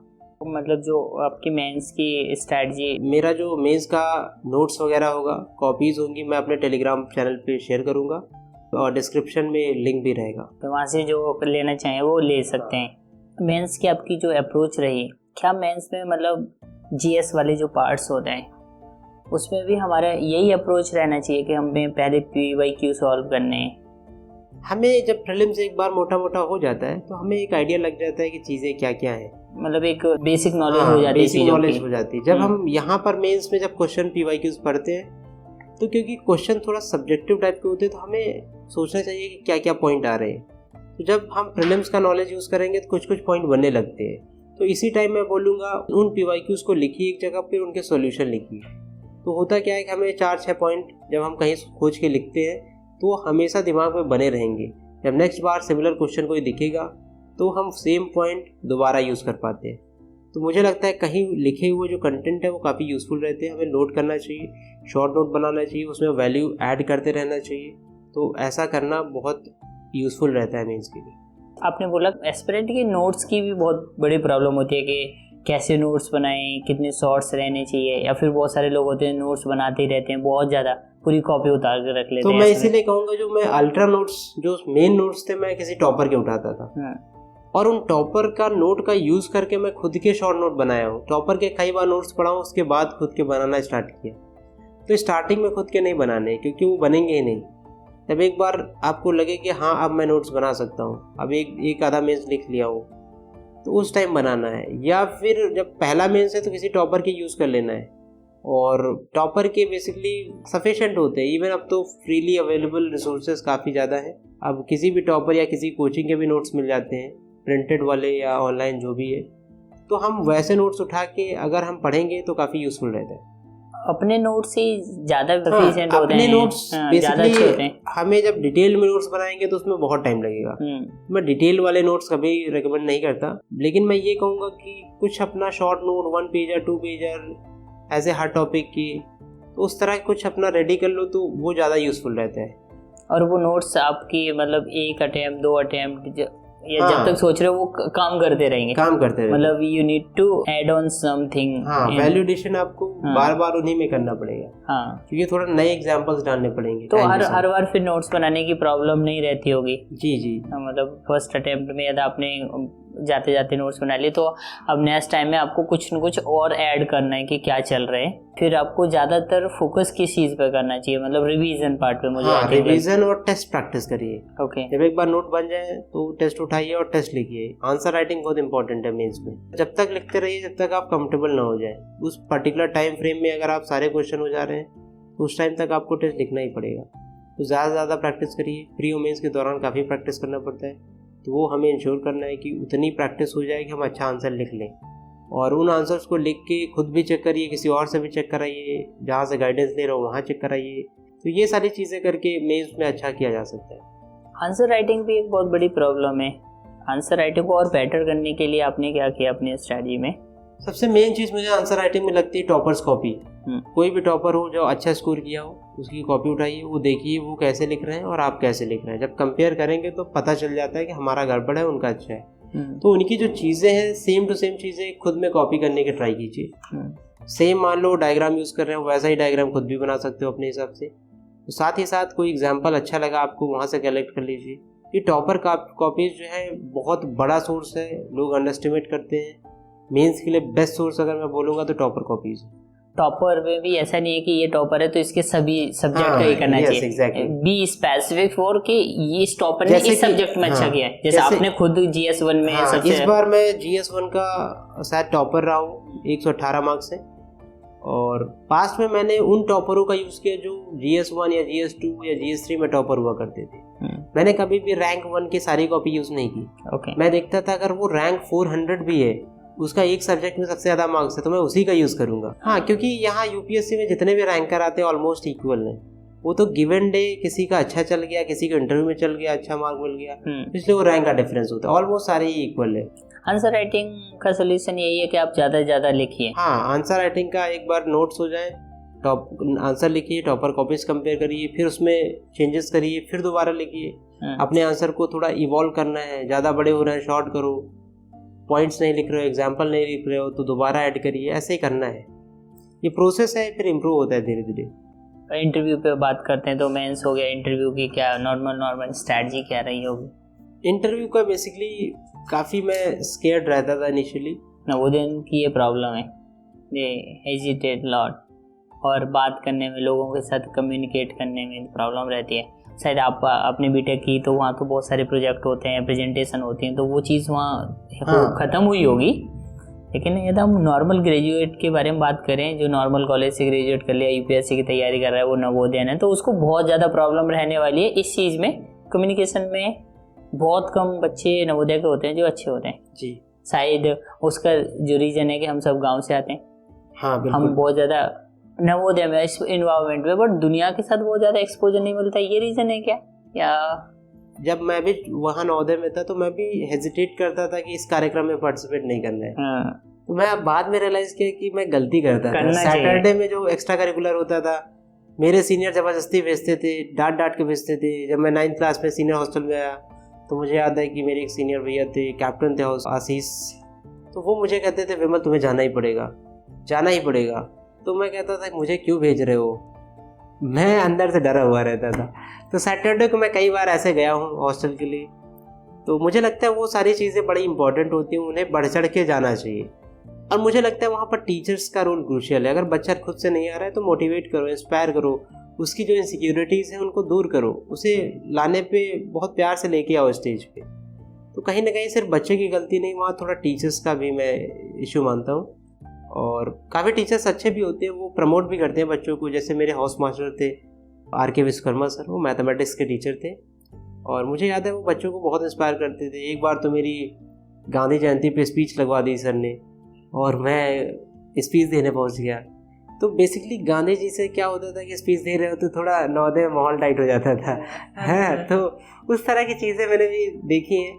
बट मुझे लगता है वो सारी चीज़ें बहुत क्रूशियल होती हैं क्योंकि हम ग्रो कर रहे होते हैं उस टाइम, और अगर वो प्लेटफॉर्म जो मिल रहा होता है हम सही से यूटिलाइज़ करें तो जो हेजिटेशन वाला पार्ट है वो नहीं आएगा। साथ ही साथ जो हमारा नवोदय को एजुकेशनल होता है, गर्ल्स भी होती हैं, बॉयज़ भी होती हैं, मैंने देखा एक बैरियर रहता है। तो मुझे लगता है ये थोड़ा सोशल एलिमेंट नवोदय में होना चाहिए। बेसिकली उससे क्या है कि पर्सनैलिटी ओवरऑल डेवलप होती है। तो ये कुछ चीज़ें हैं जो मैंने नवोदय में नोटिस की है और नवोदय में थोड़ा सा उन चीज़ों को अलग तरीके से देखा जाता है। मैं मानता हूँ कि फ्यूचर में अभी शायद मैं अभी नवोदय अपने गया था तो चीज़ें थोड़ा बदली हैं, तो वो देख के काफ़ी अच्छा लगा। फ्यूचर में नवोदयंस भी हेजिटेट नहीं करेंगे, मैं पक्का श्योर हूँ कि जैसा कि ये प्लेटफॉर्म है, यहाँ पर कन्वर्सेशन हो रहा है, इस तरह की जो चीज़ें निकल के आ रही हैं तो नवोदय के बच्चे भी हेजिटेट नहीं करेंगे। हाँ, अभी तो हर जगह इस चीज़ में, बट हम अपनी जनरेशन के बारे में बात करें तब बहुत ज़्यादा था चीज़ें। और मुझे तो ऐसा लगता था कि मतलब मैंडेटरी होना चाहिए कि ये इसने पार्टिसिपेट किया, अगली बार ये नहीं करेगा, ये करेगा, मतलब हर किसी का नंबर आए। और जो एक्स्ट्रा करिकुलम एक्टिविटी हैं जो इस तरीके की, जहाँ डिबेट वगैरह, वो ज़्यादा होनी चाहिए। Actually end of the day वही तो काम आ रहा है बाहर आके। जी। बुकीज तो बाद में भी हो जाती है। मुझे लगता है थोड़ा हॉस्टल लेवल पे कंपटीशन होने चाहिए। हाँ, बड़े अच्छे से होना चाहिए। जैसे IITs में इंटर IIT होता था, इंटर हॉस्टल होता था, वो कंपटीशन थोड़ा इस एकेडमिक वाले एरिया में भी होना चाहिए स्पोर्ट के साथ साथ। तो वो जो एक्स्ट्रा करिकुलर स्पोर्ट में जो डेवलप हो रही है साथ साथ एकेडमिक्स में भी डेवलप हो, कि डिबेट में हो रहा है पार्टिसिपेशन, टाइम पीरियड थोड़ा स्कूल में ज़्यादा निकाल सकते हैं, वहाँ पर प्रिंसिपल का रोल काफ़ी क्रूशियल है। मुझे लगता है आने वाले टाइम में ये सुधार होंगे। तो आप भी बैठोगे तो आप करना हाँ, पक्का? मैं बिल्कुल करूँगा। मुझे अगर मौका मिला तो हाँ। मेरा हमेशा ही प्रयास रहेगा कि स्कूल को बेस्ट बनाना है। हाँ बिल्कुल, मतलब और कहीं ना कहीं डिस्ट्रिक्ट होगा, उसमें नवोदय तो होगा ही उस डिस्ट्रिक्ट में तो होगा। तो इंटरव्यू का फिर कैसे रहा था आपका? इंटरव्यू का मैं स्टार्टिंग में काफ़ी स्केर्ड था, बट धीरे धीरे मैं बात करना स्टार्ट किया। मैंने डिस्कशन स्टार्ट किए लोगों से। मेरे ही दोस्त थे, उनके साथ डिस्कस करता था। इस बार जैसे पर्टिकुलरली बोलूँ तो एक शिवम IIT बॉम्बे का एक लड़का था, उसके साथ मैं डिस्कस करता था। अनफॉर्चुनेटली उनका इस बार नहीं हो पाया है, बट उनके साथ डिस्कशन करके थोड़ा पॉजिटिव चीज़ें मिलती थी, वो मुझे फीडबैक देते थे, मैं उनको देता था। तो कहीं ना कहीं आप जब डेली डिस्कशन करते हो इंटरव्यू रिलेटेड, वो काफ़ी यूज़फुल रहता है। तो मेरे लिए वो डेली डिस्कशन बहुत यूज़फुल रहा है। और डेली डिस्कशन के बाद मैं फिर मॉक इंटरव्यूज़ में अपीयर होना स्टार्ट किया, जहाँ पे मैं जाता था, देखता था मैं कैसे बोल रहा हूँ, उनके क्वेश्चन कैसे रिसीव करता हूँ, बोलता हूँ, तो वो प्रैक्टिस हो जाती थी। साथ ही साथ इसका बेसिक जो प्रिपरेशन था, जो UPSC के इंटरव्यू होते हैं, जो ऑलरेडी सिलेक्टेड स्टूडेंट होते हैं, पास्ट ईयर में इंटरव्यू देते हैं, वो लोग ट्रांसक्रिप्ट लिख देते हैं। तो बेसिकली पता चल जाता है किस टाइप के क्वेश्चन पूछे जा रहे हैं। तो वो हमारे डैफ के हिसाब से हम देख लेते हैं कि ये क्वेश्चन पूछे जा सकते हैं, तो हम वैसे क्वेश्चन प्रैक्टिस करने की कोशिश करते हैं। तो इंटरव्यू काफ़ी लाइट स्टेज होता है, हम आसानी से, प्रिपरेशन थोड़ा डिफ़िकल्ट होती है, बट जब इंटरव्यू हम देने जाते हैं उस दिन समझ में आता है कि इंटरव्यू आसान था। हालांकि हम बस वो जो जोन होता है, प्रिपरेशन फेज होता है, वो डिफ़िकल्ट होता है। और बहुत ज़्यादा उसका एक स्ट्रेस ले लेते हैं, माहौल बना के रखा है कि इंटरव्यू बहुत हार्ड है, ऐसा हाँ, करके ऐसा कुछ माहौल तो है। कहीं ना कहीं स्टेक्स ज़्यादा हाई होते हैं कि अब आखिरी स्टेज है, यहाँ से निकले तो सिलेक्शन हो जाएगा, लाइफ बदल जाएगी। जो स्टेक्स हाई हैं, जिस भी एग्ज़ाम में रहते हैं, वहाँ पर डर भी लगता है और फिर स्ट्रेस भी होता है, प्रेशर भी होता है। उस प्रेशर सिचुएशन में चीज़ें समझ में कम आती हैं कि बोल क्या रहे हो। तो अगर जो इंसान प्रेशर हैंडल कर लेता है तो उसका एडवांटेज उसे मिलता है। प्रेशर हैंडल करने का भी एक बहुत बड़ा इश्यू है, क्योंकि UPSC में अनसर्टेनिटी बहुत ज़्यादा है। तो आप उस पर्टिकुलर चीज में होगा नहीं होगा, इस स्टेज से भी जा सकते हैं, इंटरव्यू से भी वापस आ सकते हैं। वो जो प्रेशर है उसको हैंडल करने का एक सही तरीका शायद एक ये हो सकता है, जैसे आपने बोला अब तो इसके बाद क्या, हाँ। मैं तो एक बार इंटरव्यू फेल कर गया हूँ, अब इससे भी क्या बुरा होगा। तो मैं इसमें एक फॉर्मूला बोलूँगा, मैं यूज़ करता था। मैं हमेशा सोचता था कि हमें डिसअपॉइंटमेंट भी सोच के रखनी है। सिक्के के दो पहलू होते हैं, या तो पास या तो फेल, तो हमें दोनों सोच के रखना है। तो मैं दोनों सोच के रखता था। मैं 2022 तक जब मेंस में फेल किया था, एक ही सोचा था कि मैं निकाल लेना है। उसके बाद मुझे रियलाइज़ हुआ कि हमें दोनों सोच के रखना है कि नहीं भी होगा तो अच्छा ऐसे ऐसे होगा। क्योंकि किसी एक दोस्त ने मुझे बोला था कि जिस दिन तुम्हारा ये एग्ज़ाम नहीं निकलेगा उस दिन कुछ बदलेगा नहीं, सूरज वैसे ही निकलेगा, लोग वैसे ही उठेंगे, अपना जॉब पे जाएंगे, अपना काम करेंगे, तुम्हारी लाइफ भी वैसे भी नहीं बदलेगी, तुम भी अपना तैयारी करोगे, तो कुछ बदलता नहीं है। तो वैसे ही अगर हम सोचेंगे लाइटली तो एग्ज़ाम ही है और हो भी सकता है नहीं भी हो सकता है, तो थोड़ा कम डिसअपॉइंटमेंट होती है। जब आप वन साइडेड लेते हो कि हो जाएगा और पूरी खुशियाँ पहले ही सेलिब्रेट कर लेते हो, उस टाइम डिसअपॉइंटमेंट ज़्यादा होती है। ओके, जैसे हम बात करें फर्स्ट अटेम्प्ट की और ये लास्ट अटेम्प्ट 2025 जब आपका सिलेक्शन हुआ है, तो इन दोनों की स्ट्रैटेजी को ब्रेक डाउन करेंगे तो हमें इन दोनों के बीच में क्या अंतर मिलता है? तो पहले अटेम्प्ट में मैं थोड़ा ओवर कॉन्फिडेंट था, थोड़ा सेंटिमेंटल था, चीज़ें मैं इमोशनली देखता था। अब लास्ट अटेम्प्ट में मैं थोड़ा बैलेंस हो गया हूँ और मैं अभी एग्ज़ाम को कभी उसके बाद से अंडरस्टिमेट किया ही नहीं। फर्स्ट अटेम्प्ट में अंडरस्टिमेट भी एग्ज़ाम को किया था, आखिरी में अंडरस्टिमेट भी नहीं किया। और स्ट्रेटजी पॉइंट ऑफ व्यू से मैं सिर्फ एक चीज़ ऐड किया, PYQs, क्योंकि वही एग्ज़ाम है। PYQs बताते हैं कि UPSC एग्ज़ाम कैसा होता है। तो जो अल्टीमेट वेपन है वो PYQs ही। अगर जो इंसान PYQs अच्छे से समझ गया और उनको सॉल्व करने लगा, उनको अच्छे से एड्रेस करना सीख गया तीनों स्टेज में, वो निकल जाएगा। आपने बताया कि आप ऑनलाइन ही बहुत सारी रिसोर्सेज का यूज़ करते थे, बेसिकली कौन सी कोचिंग वगैरह का आप ज़्यादा यूज़ करते थे? जैसे कि मैं टेलीग्राम का काफ़ी यूज़ किया हूँ, टेलीग्राम पे काफ़ी रिसोर्सेज होते थे। सेकेंडली मैंने जो एक UPSC करके एक फ्री रिसोर्स करके वेबसाइट होता था गूगल पे, उसे सर्च कर लिया करता था। और थर्डली मैं कभी भी अगर सर्च करना होता था तो गूगल पे डालता था UPSC या IAS करके कंटेंट डालता था, वो IAS लगा देता था, ये UPSC लगा देता था। तो ढेर सारी साइट खुल जाती थी, दृष्टि IAS, ऐसे ही ढेर सारी कोचिंग का। तो मैं उनको कभी कभी ओपन कर लेता था, उनमें भी कंटेंट अच्छा होता था। तो जो स्टैंडर्ड कोचिंग का कुछ कंटेंट वहाँ से करंट अफेयर्स वगैरह देख लेता था। और मैंने ऑनलाइन न्यूज़पेपर बहुत यूज़ किए हैं। ऑनलाइन न्यूज़पेपर टेलीग्राम पर फ्रीली अवेलेबल होते थे और बड़े अच्छे प्रिंट में होते थे। मैं उन लोगों का बहुत धन्यवाद करना चाहूँगा जो डालते थे। मैं कभी कभी सोचता था वो कितने लोग मेहनत करते हैं, और वो मेरे काफ़ी यूज़फुल रहे हैं। मैं हमेशा ऑनलाइन न्यूज़पेपर ही पढ़ा, क्योंकि हमारे घर तक द हिंदू पहुँचने के लिए 2 दिन लगता था। और द हिंदू 10 रुपये का मिलता था। मैं 10 रुपये डेली दे भी नहीं सकता था, और साथ ही साथ 2 दिन वेट नहीं कर सकता था। मैं ऑनलाइन पढ़ता था, और साथ ही साथ टेलीग्राम पे टॉपर्स चैनल, मतलब जैसे कैसे पढ़ते थे, फोन पे या फिर लैपटॉप पे? अच्छा, यही फॉर्मल न्यूज़पेपर था, प्रिंटेड वर्जन का था। तो स्क्रॉल करना मेरे लिए इजी होता था। पढ़ना थोड़ा मुझे ऑनलाइन अभी भी ज़्यादा प्रेफर करता हूँ, क्योंकि ऑफलाइन में पेज बड़े होते हैं, पलटना और वो थोड़ा डिफिकल्ट होता है। UPSC जो टेलीग्राम में है, टॉपर्स के चैनल भी हैं, तो वो भी बहुत यूज़फुल रहते हैं। हमें वहाँ भी जाना है, उनका कंटेंट देखना है। वो अपना सारा स्ट्रेटजी वहाँ रखते हैं। वो फ्रीली अवेलेबल रिसोर्स है, उसका अगर यूटिलाइज कर लोगे तो, क्योंकि उन लोगों ने एक्सपीरियंस जिया है, वो अभी करके आ रहे हैं UPSC।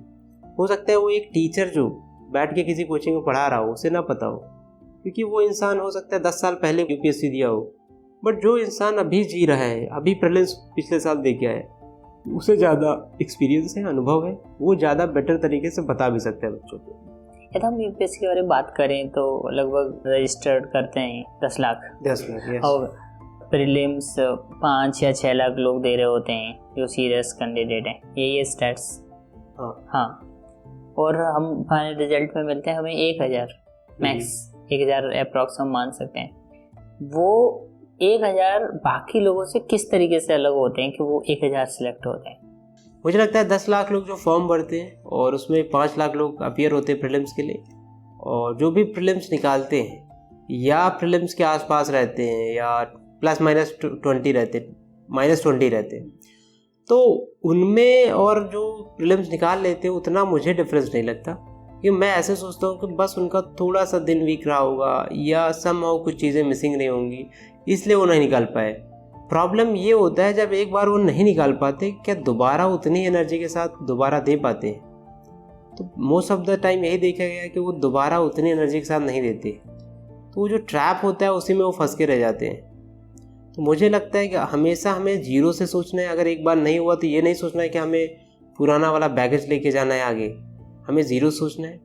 और साथ ही साथ जो लोग फिर प्रीलिम्स के बाद मेंस निकालते हैं, उनमें भी वही एक फ़र्क है कि वो एग्ज़ाम का डिमांड समझते हैं और वो एग्ज़ाम के डिमांड के हिसाब से ही पढ़ाई कर रहे हैं। वो अपने आंसर भी एग्ज़ाम के डिमांड के हिसाब से ही लिखते हैं, तो उनको बेटर मार्क्स मिल जाता है। और वही जो डिमांड नहीं समझ पाते, वो थोड़ा कम अच्छा लिखते हैं, उनको बेटर मार्क्स नहीं मिलता, वो मेन से बाहर हो जाते हैं। तो मुझे ये लगता है यहाँ पर इंटेलिजेंस से ज़्यादा इम्पॉर्टेंट चीज़ ये है कि कंसिस्टेंटली एक इंसान एफर्ट डाले और एग्ज़ाम के हिसाब से पढ़ाई करे। ये मुझे जो चीज़ लगती है वो डिफरेंट है एज़ कम्पेयर टू जो लोग नहीं कर पाते। हाँ, तो अभी हम आपके खुद के स्टैट्स के बारे में कैसे मैनेज किया उस पर बात करते हैं। तो 4th अटेम्प्ट आपका लगा, उसमें आपके कोई रैंक नहीं लगी। उस पर्टिकुलर समय में आप मन में क्या चल रहा था, फैमिली में क्या चल रहा था, उन चीज़ों को कैसे मैनेज कर रहे थे? देखो, फैमिली का जो भी फाइनेंशियल सिचुएशन थी वो मुझे पता था, बट समहाउ मैंने उन चीज़ों को देखना बंद कर दिया था, क्योंकि मुझे पता था मैं जॉब कर सकता हूँ, कभी भी जाके कर लूँगा, बट समहाउ मुझे अपना ड्रीम फॉलो करना था। अगर देखता तो शायद मैं डिस्टर्ब रहता। तो मेरे घर वालों ने इंश्योर किया कि इस इंसान को कुछ पता ही न चलने दो, ये अपना पढ़ाई करेगा, हम लोग जो कर रहे हैं करते रहेंगे। तो वो लोगों ने वो चीज़ की। और सेकेंड चीज़, मैं जब नहीं हुआ था 24 में, तो मुझे लगता था कि इससे गलत अब कुछ हो नहीं सकता। साथ ही साथ जो थॉट प्रोसेस थे, मेरे कुछ दोस्तों का काफ़ी रोल है कि जो माइंड में जो थॉट आते थे ओवर थिंकिंग करना, वो सारा चीज़ मैं बंद कर दिया था। तो मेरे दोस्तों का उसमें काफ़ी रोल रहा है। तो मैं बोलता हूँ कि कोई अगर दोस्त है, फैमिली है, सपोर्ट करते हैं उस टाइम, तो हम उस चीज़ को ओवरकम कर लेते हैं। तो यहाँ पर एक्स्ट्रा जो सपोर्ट मिलता है वो बहुत क्रूशियल है। जैसे आपने दोस्तों के बारे में बात की, पीयर्स एक ऐसा रहता है कि ना कि ये मेरे क्लासमेट था, इसको ये अच्छी जॉब मिल गई, हाँ, इसका ये MNC में हो गया, है ना, IIT से जो बहुत सारे होंगे, इसने शादी कर ली है, यहाँ घूम हाँ, रहा है, हाँ। और हम यहाँ एक रूम में पड़े हैं और हो भी नहीं रहा। और सच में ये भी पता हो कि चलो 2 साल के बाद हो जाएगा, 3 साल के बाद हो जाएगा, तो हाँ। चलो मैं इससे ऊपर चला जाऊंगा, अब इसके बराबर हो जाऊंगा, ऐसा भी नहीं है। बिकॉज अनसर्टेनिटी बहुत ज्यादा है। यूपीएससी में आप चाहे कितने भी अपने आप को कितना भी टैलेंटेड सोचो या फिर कितने भी कुछ भी उखाड़ो, लेकिन आप नहीं सोच सकते हो कि होगा। तो उस पर्टिकुलर समय में हम उन फीलिंग्स को कैसे कंट्रोल करते हैं कि चलो ठीक है, मतलब ऐसा कई बार आपको होता है ना कि मैं भी तैयारी कर रहा हूँ, मेरा हो जाएगा, तो फिर हम समाओ, तो वो वाली फीलिंग को कैसे हम कंट्रोल कर पाते हैं? मुझे लगता है कि मैं उन चीज़ों को नज़रअंदाज करता था। मैं ऐसे चीज़ों से दूर रहना पसंद करता था जो मुझे नेगेटिवली हैम्पर करती थी। उनसे मैं सोचता था उनको सुनना ही क्यों। जैसे कि आपने कहा कि कुछ दोस्त 70 लाख कमा रहे थे, 80 लाख कमा रहे थे, तो मैं उनसे सुनना ही बंद कर दिया था कि वो क्या कर रहे हैं, कैसे कर रहे हैं। तो अगर उनसे बात नहीं होती थी तो मुझे ज़्यादा अच्छा लगता था। हालांकि वो थोड़ा रूड हो जाता है, बट स्टिल वो मेरी कहीं ना कहीं जो मैं जिस सिचुएशन में था वो सॉल्व नहीं, हाँ, वो सिचुएशन उससे हल नहीं हो रही थी, रादर वो सिचुएशन और कॉम्प्लिकेटेड हो रही थी। तो मैंने ऐसे लोगों से थोड़ा कम मतलब रखना स्टार्ट किया, और जो लोग सोशली थोड़ा सा भी मुझे नेगेटिवली हैम्पर कर रहे थे उनको दूर किया, अपने को और अकेला कर दिया। तो हालांकि जो मेरे क्रूशियल फ्रेंड थे जो सपोर्ट कर रहे थे वो मेरे हमेशा साथ थे, क्योंकि वही मैटर करते थे।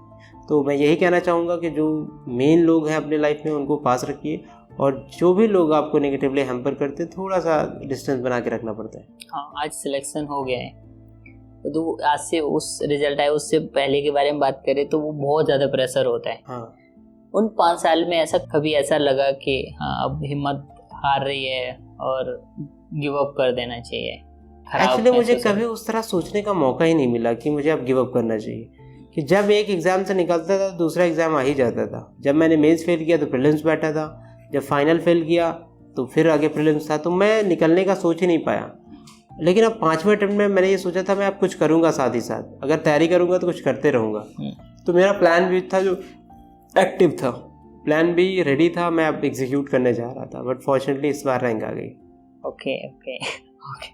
जो गांव से प्रिपेयर किया तो आपका, जैसे हम थोड़ा ये अलग है, मतलब यूपीएससी में जो निकाल रहे होते हैं, किसी ने मुखर्जी नगर कर रहा है, कोई राजेंद्र नगर कर रहा है, मतलब अच्छी जगह लेके, मतलब जहाँ प्रॉपर हब है। ये बहुत कम केस होते हैं ना जो घर से कर रहे हो, घर से भी कर रहे होंगे तो वो कोई अच्छी सिटी में होंगे।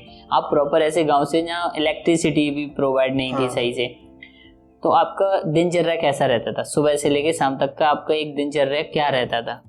मैं दिन में पढ़ना पसंद करता था। गांव में क्या होता है, एक सन्नाटा होता है रात में, वो इतना ऐसा सन्नाटा होता है कि पिन ड्रॉप कान में सन सन की आवाज़ आती है, तो उस सन्नाटे में मैं पढ़ नहीं पाता था। वो सन्नाटा शहरों में मिसिंग है। वो सन्नाटा मैंने, वो कीड़ों की आवाज़ें, उस तरह की आवाज़ें जो गांव में ही सुनाई देती हैं, और वो गांव में लोग जल्दी सो जाते हैं, ठंडियों में बहुत जल्दी 7 बजे तक सो ही जाते हैं, और गर्मियों में 9 बजे तक पिन ड्रॉप साइलेंस होता है। तो उस माहौल में मैं नहीं पढ़ पाता था। तो जब गांव की हलचल होती थी उसी पेस पे मैं जगता था। मान लो जल्दी अगर सोता था तो 6-7 बजे उठ जाता था। प्री और मेंस के बीच का शेड्यूल बता रहा हूँ। तो मैं जल्दी बैठने की कोशिश करता था कि 3-4 घंटा सुबह जल्दी हो जाए, और फिर बीच में जो लिखने का काम सुबह हो जाए, और फिर मैथ्स करूँगा। फिर ऐसे ही दिनचर्या रहती थी शाम तक। फिर मैं टहलने के लिए चला जाता था लंबी वॉक पे, और क्योंकि बहुत मैदान होते हैं गाँव में, मैं वहाँ टहलता था। फिर अपने जो सत्येंद्र दोस्त की बात करता हूँ, उससे भी जो भी डाउट्स वगैरह हैं या वो अपना डाउट्स मुझे बताता था, हम दोनों डिस्कस करते थे। जो भी स्ट्रेटजी है, कुछ गड़बड़ियाँ चल रही हैं वो सारी डिस्कस करते थे। कुछ उसने इनपुट लिया, मैथ्स का क्या सीखा, वो सारी चीज़ें हम डिस्कस करते थे। तो एक होता था कि एक सोशल एलिमेंट भी हो जाता था, साथ ही साथ हम डिस्कस भी कर लेते थे। फिर आता था मैं घर में थोड़ा बातचीत करता था, खाना खा के सो जाता था। थोड़ा बहुत बीच में मोबाइल भी देखता था, कि थोड़ा बहुत यूट्यूब देख लिया, या क्रिकेट से रिलेटेड, या कुछ मूवी का आधा हिस्सा देख लिया, वैसे देख के मैं सो जाता था। तो ये मोटा मोटा मेरा एक दिनचर्या रहता था।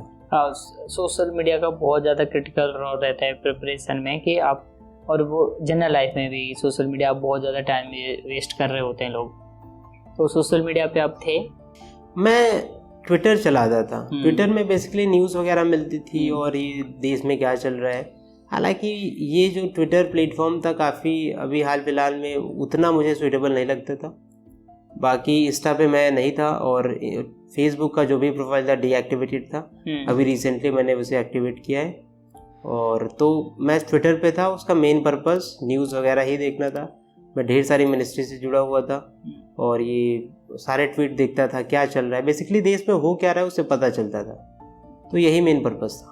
और बाकी सोशल मीडिया किसी पे भी एक्टिव? और जब प्रिपरेशन स्टार्ट हुई तभी से, पहले तो होते होंगे ना? हाँ, मैं कॉलेज में फेसबुक पे था और ट्विटर पे नहीं था। फेसबुक मैंने बंद कर दी, ट्विटर पे आ गया प्रिपरेशन के टाइम। और ट्विटर का बेसिकली मैं टाइमर लगा के रखता था, अगर 40 मिनट से ज़्यादा हुआ तो ऑटोमेटिक बंद हो जाता था। ओके। तो ये मैंने इंश्योर किया था 40 मिनट से ज़्यादा देना ही नहीं। तो वो मैं फॉलो करता था प्री और मेंस के बीच में। जब अनलिमिटेड टाइम होता था तो चलने दो, 2-3 घंटे भी चिल है, कोई दिक्कत नहीं। बट जब टाइम ही नहीं है तो उस टाइम बहुत स्ट्रिक्टली फॉलो करते थे। ये हम फीलिंग्स के बारे में बात करें, रिजल्ट आने से पहले और रिजल्ट आने के बाद क्या फीलिंग्स में चेंज है? तो रिजल्ट आने के पहले काफ़ी मैं डरा हुआ था, थोड़ा अंदर से डर लगता है कि होगा क्या। और कहीं ना कहीं मैं सोच रहा था कि इंटरव्यू में क्या मिलेगा, मैथ्स में क्या आएगा, जीएस में क्या आएगा। और रिजल्ट का माहौल बन रहा था 2-3 दिन से। होली भी सही से नहीं मनाई गई, होली के आसपास था। मैं सोच रहा था होली के पहले देंगे, होली के पहले आया नहीं। फिर होली के बाद जब आता है तो वही था कि एक रिलीफ मुझे जो मिला, मुझे लगा कि अब एग्ज़ाम दोबारा नहीं देना पड़ेगा। वो एक सबसे बड़ा रिलीफ था। और जो खुशी मैं सोच रहा था उतना ज़्यादा खुशी फील नहीं हुई, बस एक रिलैक्सेशन फील हुआ। अभी माइंड मेरा सोचता नहीं है। पहले क्या होता, बैक ऑफ द माइंड चलता रहता था, यूपीएससी का प्री आने वाला है, मेंस आने वाला है। कहीं जब नहीं पढ़ा तो अनसेटिस्फैक्शन फील होता था। वो चीज़ें अब नहीं आती। अभी काफ़ी शांत हूँ और अभी अच्छा लगता है। कई बार होते हैं ना जो टॉपर्स की देखते हैं कि मेरे ऑप्शनल की वजह से रुक रहा था और मैंने अपना ऑप्शनल चेंज कर दिया तो फिर मेरा हो गया। तो यू डिडंट थिंक अबाउट कि I should have change this optional subject? मेरा जब दूसरी बार मेंस नहीं निकला तो मैथमेटिक्स से मुझे और नफरत हो गई। बट तीसरी बार जब मेंस मेरा निकला तो उस साल मैंने सोचा था अगर मैथ्स में नंबर कम होंगे, जब फाइनल सिलेक्शन नहीं हुआ सोचा था मैथ्स में नंबर अगर कम होंगे तो मैं इसको चेंज करूँगा। लेकिन उस साल मैथ्स में 260 नंबर आ गए। तो मैं सोचा कि मैथ्स में तो कभी भी 260 अब रहेंगे ही, तो अब चेंज करने का कोई पॉइंट ही नहीं था। तो जब मैं सोचा चेंज करने का तो लेट हो गया था। फिर मैं उसे ही कंटिन्यू किया क्योंकि दूसरा ऑप्शन पढ़ना अपने आप में एक बहुत डिफिकल्ट टास्क होता। और फिर तो इसलिए मैथ्स को कंटिन्यू किया और इस बार मार्क्स आ गया। इस बार से भी मार्क्स अच्छे आ गए? हाँ, इस बार इम्प्रूव होगा। हाँ, तो प्रिपरेशन के दौरान जो एस्पिरेंट की एक प्रॉब्लम होती है अनसर्टेनिटी, उसको वो मैनेज करने के लिए क्या हम एक बेसिक फार्मूला रख सकते हैं कि हाँ मतलब होगा नहीं होगा, उसके बीच में जो फंसा रहता है एक इंसान? मुझे लगता है कि लाइफ में पॉजिटिव लोगों का होना बहुत ज़रूरी है। सेकेंड चीज़, थोड़ा सा बैकअप ऑप्शन दिमाग में रखना है कि अगर नहीं हुआ तो हम क्या करेंगे। Plan B. यस। ओके। अगर प्लान बी रहेगा, जो अनसर्टेनिटी है आप थोड़ा सा नॉर्मल फील करते हो। थर्ड चीज़, हमेशा थोड़ा सा मुझे लगता है कि जब ये जर्नी टफ होने लगे थोड़ा मेडिटेशन वगैरह पे भी ध्यान देना है। माइंड के लिए बहुत नीडेड है, लोग करते हैं, मैं भी थोड़ा कभी कभी प्रैक्टिस किया, उतना नहीं कर पाया, बट ये ज़रूरी होता है, माइंड काम करता है। और सोने पे बेसिकली फोकस रखना है, एटलीस्ट 6-7 आवर। और मैं थोड़ा ज़्यादा सोचा था 8 घंटे हो जाते थे। तो ये सोने का जो फार्मूला है ये भी बहुत यूज़फुल है। अगर आपको नींद अच्छी आ रही तो यूपीएससी आप अच्छा कर रहे हो, नींद कम आ रही तो गड़बड़ हो रहा है। ये चीज़ें सब इंश्योर रखनी है। जो प्रिपरेशन के दौरान घर वालों के साथ कैसा इंटरेक्शन रहता था, पापा मम्मी फैमिली, कितना टाइम वगैरह उनको देना होता था?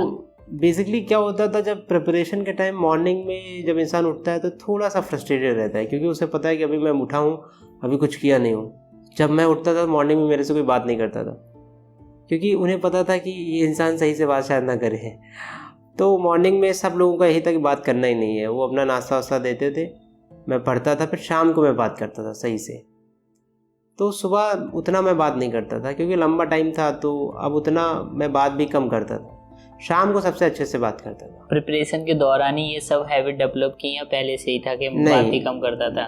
बात मैं बहुत ज़्यादा करने वाला इंसान हूँ। प्रिपरेशन के टाइम डेवलप हुआ था। मतलब किया खुद से? नहीं, वो अपने आप हो जाता है। वो खुद से करना नहीं पड़ता। ये जर्नी ऐसी है कि आपको फ्रस्ट्रेशन भी देगा, सबसे अलग सेक्लूजन में भी डाल देगा, किसी सोशल फंक्शन में भी जाने से रोक देगा, जाओगे ही नहीं क्योंकि लोग पूछेंगे कर क्या रहे हो, तो आप ये क्वेश्चन आंसर नहीं कर पाओगे।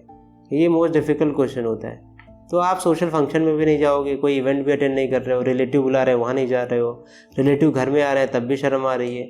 ये सारी चीज़ें होती हैं, ये part and parcel of the UPSC preparation है। तो इस दौरान हमारे घर वालों को इतनी नहीं पड़ी होती, उतनी ज़्यादा रिलेटिव्स को पड़ी होती है शादी करवाने की।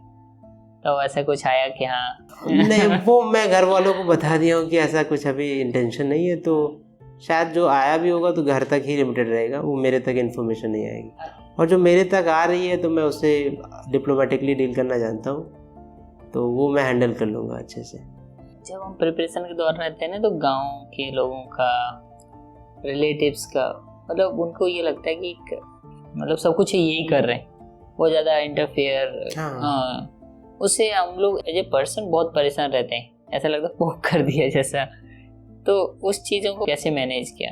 बेसिकली होता क्या था कि मेरी फैमिली वैसे थी कि कोई दूसरा इंटरफेयर मेरे साथ कर ही नहीं सकता था, और क्योंकि मेरा बैकग्राउंड इतना स्ट्रांग था कि कोई बोलता नहीं था कुछ, तो वो एक ऐसा एलिमेंट था जो दूसरे सोचते भी नहीं थे मुझे पोक करने की, क्योंकि वो इंसान पहले ही काबिल है। तो कहीं ना कहीं वो चीज़ें मुझे हमेशा बचाती रही इन चीज़ों से। फैमिली में आपके कौन कौन है? मेरे 2 बड़े भाई हैं और 2 बड़ी बहन हैं, और मम्मी पापा, और मेरी ग्रैंड मदर है। ग्रैंड फादर का डेथ हो गया है, और बड़े भैया की शादी हो गई है तो उनके 2 बच्चे हैं, और उनके छोटे वाले भैया की भी शादी हो गई है, उनके बच्चे नहीं हैं।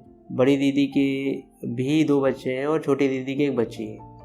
तो ये टोटल मेरी फैमिली है। Okay, congratulations. थैंक यू आपको अच्छी रैंक लाने के लिए और नवोदय का नाम रोशन करने के लिए, अपने फैमिली का नाम रोशन करने के लिए। और आपके साथ बात करके बहुत अच्छा लगा। Thank you. और ये पॉडकास्ट मेरा ऐसा पॉडकास्ट है जो सबसे ज़्यादा कॉन्फिडेंट पॉडकास्ट है ऐसे वो। Thank you. Thank you. Congratulations.